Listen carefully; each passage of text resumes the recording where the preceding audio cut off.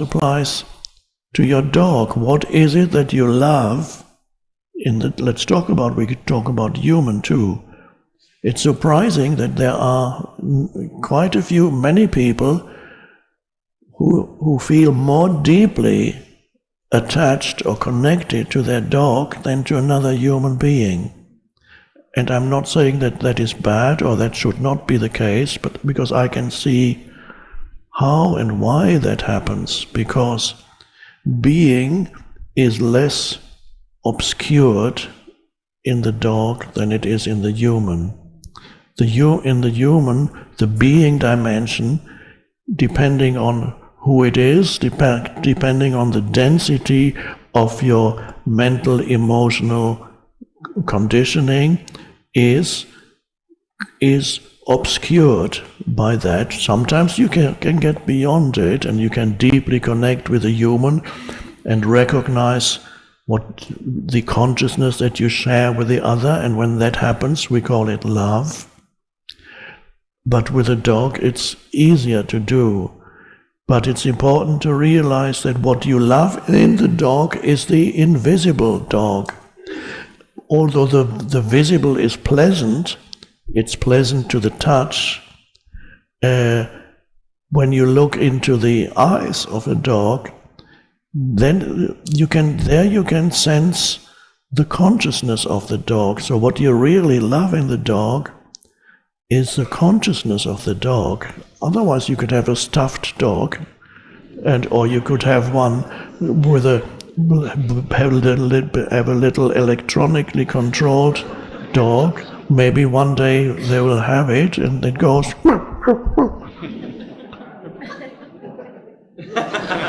but it's not the real thing.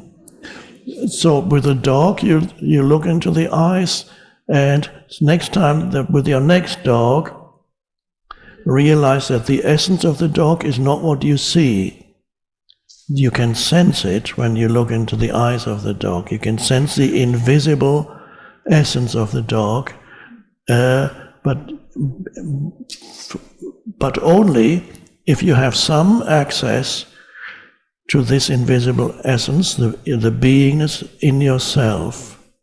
And as I mentioned yesterday, probably, it happens that even people who normally don't have access to that dimension within themselves, they feel drawn to the dog or the cat, because for very briefly the dog or cat, by connecting with the dog or cat, very briefly it enables this person to have a glimpse of being within themselves. And this is why, I don't know if there's a little book that I produced together with a cartoonist, and since I have a bad memory, the name escapes me at this moment. And the title of the book is Guardians of Being. And it's mainly about dogs, but I believe there are also some cats in it. And it's based on a few quotes of things I have said or written, I don't remember what, and wonderfully inspired drawings that go with the text. So, and I call dogs guardians of being for humans, because I have a theory that millions of more humans would go insane without their dogs. Their mind would just, they provide a kind of anchor into the realm of being. So the realization that the essence of the dog is invisible and also indestructible.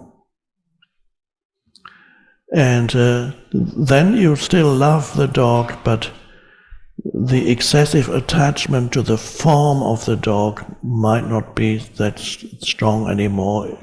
You will still be sad when the dog passes away, but you won't be devastated. This applies now obviously also to humans. When you connect, we're deeply connected with another human being. One of the most difficult experiences in your life is to experience the passing away of a loved one, especially if it seems to come prematurely, then it's even more difficult. And therefore, it is advisable that at all times you keep alive within yourself the realization that this human being is essentially a being, and the human is only a very small part, and this human being is essentially invisible, and what you love in him or her is invisible. Love is the recognition that you share the same essence. And this essence, we could call it consciousness. It doesn't matter what name we give it, but that's